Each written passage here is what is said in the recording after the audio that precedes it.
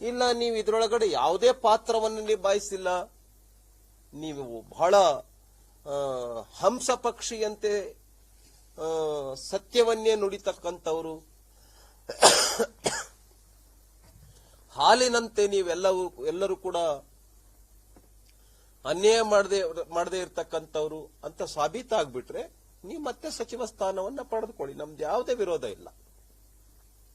ಆದ್ರಿಂದ ಪ್ರಿಯಾಂಕಾ ಖರ್ಗೆ ಅವರು ಏನು ಸಚಿನ್ ಪಾಂಚಾಳ್ ಆತ್ಮಹತ್ಯೆ ಮಾಡಿಕೊಂಡಿದ್ದಾರೆ, ಪ್ರಿಯಾಂಕಾ ಖರ್ಗೆ ಅವರೇ ಕಾರಣ. ಪ್ರಿಯಾಂಕಾ ಖರ್ಗೆ ಇಲ್ಲದೆ ಹೋಗ್ಬಿಟ್ಟಿದ್ರೆ ರಾಜು ಕಪನೂರ್ ಮತ್ತು ಸಚಿನ್ ಪಾಂಚಾಳ್ ಇಬ್ಬರಿಗೂ ಕೆಲಸ ಸಿಗ್ತಿರ್ಲಿಲ್ಲ.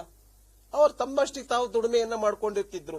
ನೀವಿದ್ದಿದ್ರಿಂದನೇ ಟೆಂಡರ್ನ ತೆಗೆದುಕೊಳ್ಳೋದಕ್ಕೆ, ನಿಮಗೆ ಲಂಚ ಸಿಗೋದಕ್ಕೆ, ಅವರ ಹೆಂಡತಿಗೆ 5 ಲಕ್ಷ ರೂಪಾಯಿ ಟ್ರಾನ್ಸ್ಫರ್ ಆಗೋದಕ್ಕೆ ಎಲ್ಲ ಯಾರ ಕಾರಣದಿಂದ ಆಗಿದೆ ಅಂತ ಹೇಳಿದ್ರೆ ನೇರವಾಗಿ ಪ್ರಿಯಾಂಕಾ ಖರ್ಗೆ ಅವರು ಇರೋದ್ರಿಂದನೇ ಆಗಿದೆ.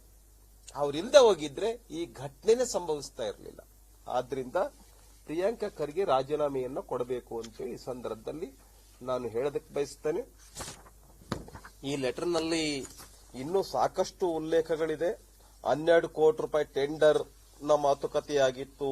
ವಿಕಾಸ್ HM ಯಾರು ಇವರು MD ಯಾವುದು ಅಂತ ಹೇಳಿದ್ರೆ RWSSD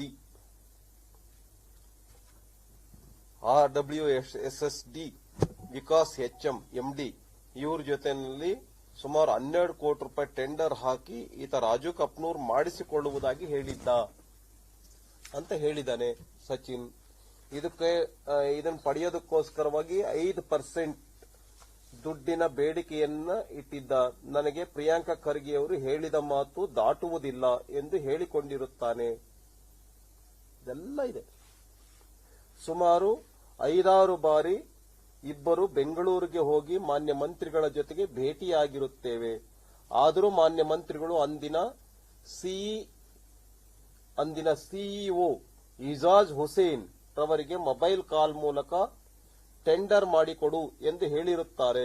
ಆದರೂ ಈ ಟೆಂಡರ್ 5% ದುಡ್ಡು ಎಂದರೆ ಸುಮಾರು 60 ಲಕ್ಷ ಬೇಡಿಕೆಯನ್ನು ರಾಜು ಕಪನೂರ್ ಇಟ್ಟಿರುತ್ತಾನೆ. ನಾನು 10 ಲಕ್ಷ ರು ಮುಂಗಡ ಹಣವನ್ನು ಅವನಿಗೆ ತಲುಪಿಸಿರುತ್ತೇನೆ ಎಲ್ಲ ಇದೆ. ಆದ್ದರಿಂದ ಸಂಪೂರ್ಣ ಹೊಣೆ ನೇರ ಇದ್ರ ಬಗ್ಗೆ ತನಿಖೆ ನಡೀಲಿ. ನೋಡಿ, 12 ಕೋಟಿ ರೂಪಾಯಿ ಅಂತ ಹೇಳಿದ್ರೆ 60 ಲಕ್ಷ ರೂಪಾಯಿ, ಅದಕ್ಕೆ 10 ಲಕ್ಷ ರೂಪಾಯಿ ನಾನು ತಲುಪಿಸಿದ್ದೇನೆ. 5-6 ಬಾರಿ ಬಂದಿದ್ದೇವೆ, ಫೋನ್ ಮಾಡಿದ್ದಾರೆ ಮಂತ್ರಿಗಳು, ಎಲ್ಲ ಇದೆ. ಆಮೇಲೆ KADBಗೆ ಇನ್ನೊಂದು ಟೆಂಡರ್ ಇದು ಮಾಡಿದ್ವಿ, ಟೆಂಡರೇ ಹಾಕಿಲ್ಲ. ರಾಜು ಕಪ್ನೂರ್ ನನಗೆ ಮೋಸ ಮಾಡಿದ್ದಾನೆ ಅನ್ನುವಂಥದ್ದು ವಿಷಯ ಇದೆ. ಈ ರೀತಿ 2 ಟೆಂಡರ್ಗಳ ಕತೆ ಇದರಲ್ಲಿ ಇದೆ.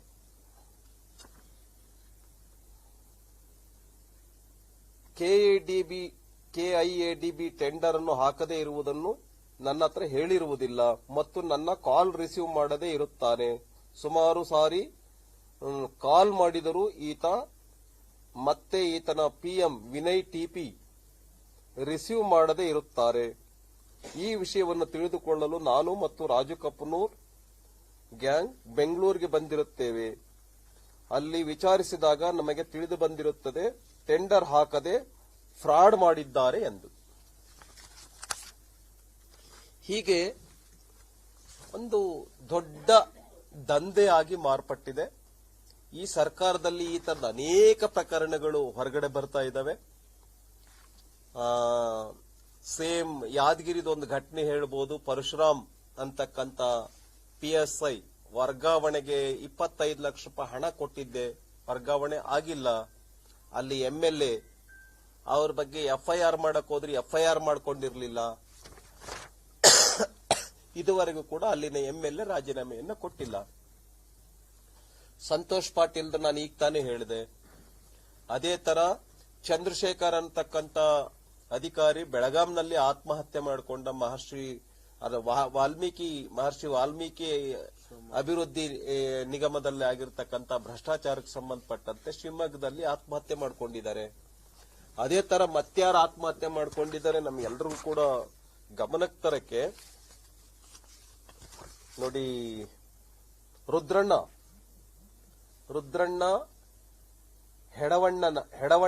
ಹೆಡವಣ್ಣನವರ್ ಇವನು SDA. ಇವನ್ ಯಾಕೆ ಆತ್ಮಹತ್ಯೆ ಮಾಡ್ಕೊಂಡ ಬೆಳಗಾಂನಲ್ಲಿ ಅಂತ ಅಂದ್ರೆ ಶ್ರೀಮತಿ ಲಕ್ಷ್ಮೀ ಹೆಬ್ಬಾಳ್ಕರ್ ಅವರ PA ನನಗೆ ದುಡ್ಡು ಕೊಡೋದಕ್ಕೆ ಆಗಾಗ ಫೋನ್ ಮಾಡಿ ಹಿಂಸೆ ಕೊಡ್ತಾ ಇದ್ದ, ಶೋಷಣೆ ಮಾಡ್ತಾ ಇದ್ದ. ಹಾಗಾಗಿ ನಾನು ಆತ್ಮಹತ್ಯೆ ಮಾಡ್ಕೊಂಡಿದ್ದೀನಿ ಅಂತೇಳಿ ರುದ್ರಣ್ಣ ಹೆಡವಣ್ಣವರ್ ಅವನು ಹೇಳಿರ್ತಕ್ಕಂಥದ್ದಿದೆ. ಹೀಗೆ ಸಾಕಷ್ಟು ಘಟನೆಗಳು ಕರ್ನಾಟಕ ರಾಜ್ಯದಲ್ಲಿ ಭ್ರಷ್ಟಾಚಾರ ಮಿತಿ ತಾಂಡವಾಡ್ತಾ ಇದೆ. ಆದ್ರಿಂದ ತಮ್ಮಲ್ಲಿ ವಿನಂತಿ ಮಾಡಿಕೊಳ್ಳೋದು ಏನು ಅಂತಂದ್ರೆ ಕೂಡಲೇ ಪ್ರಿಯಾಂಕಾ ಖರ್ಗೆ ಅವರು ರಾಜೀನಾಮೆಯನ್ನ ಕೊಡಬೇಕು. ನಾನು ಇನ್ನೂ ಒಂದು ಆಗ್ರಹ ಪಡಿಸ್ತೇನೆ, ಮುಖ್ಯಮಂತ್ರಿ ಸಿದ್ದರಾಮಯ್ಯ ಅವರು ರಾಜೀನಾಮೆಯನ್ನ ಪಡಿಬೇಕು ಅಂತೇಳಿ ನಾನು ಈ ಸಂದರ್ಭದಲ್ಲಿ ಆಗ್ರಹ ಪಡಿಸ್ತೇನೆ. ಇದನ್ನ ನೋಡೋದಕ್ಕೋಸ್ಕರವಾಗಿ ಆಕ್ಚುಲಿ ಏನಾಗಿದೆ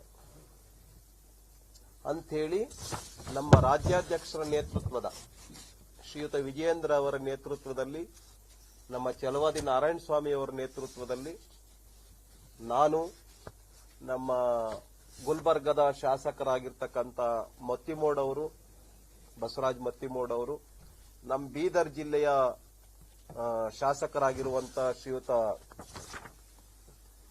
ಶೈಲೇಂದ್ರ ಬೆಲ್ದಾಳೆ ಅವರು, ನಮ್ಮ ಬಸವ ಕಲ್ಯಾಣ ಶಾಸಕರಾಗಿರುವಂತ ಶರಣು ಸಲಗಾರ್ ಅವರು, ನಮ್ಮ ಹುಮನಾಬಾದ್ನ ಶಾಸಕರಾಗಿರ್ತಕ್ಕಂಥ ಸಿದ್ದು ಪಾಟೀಲ್ ಅವರು, ನಮ್ಮ ಬೀದರ್ ಮತ್ತು ಗುಲ್ಬರ್ಗ ಜಿಲ್ಲೆಯ ಇಬ್ಬರು ಅಧ್ಯಕ್ಷರು, ಸೋಮನಾಥ್ ಪಾಟೀಲ್ ಬೀದರ್ ಜಿಲ್ಲೆಯ ಅಧ್ಯಕ್ಷರು, ನಮ್ಮ ಗುಲ್ಬರ್ಗ ಜಿಲ್ಲೆಯ ಅಧ್ಯಕ್ಷರಾಗಿರ್ತಕ್ಕಂಥ ಎರಡು ಜಿಲ್ಲೆ ಅಧ್ಯಕ್ಷರು, ಒಂದು ಚಂದು ಪಾಟೀಲ್, ನಂತರ ಶಿವರಾಜ್ ಪಾಟೀಲ್, ನಾವೆಲ್ಲರದು ಒಂದು ಡೆಲಿಗೇಷನ್ ನಲ್ಲಿ ಬಾಲ್ಕಿ ತಾಲೂಕಿನ ಹಳ್ಳಿಗೆ, ಆ ಹಳ್ಳಿ ಹೆಸರು ಹೇಳ್ತೇನೆ, ತೂಗಾವ್ ಕಟ್ಟೆ ಇಲ್ಲಿಗೆ ನಾಳೆ ಭೇಟಿ ಕೊಡ್ತೇವೆ.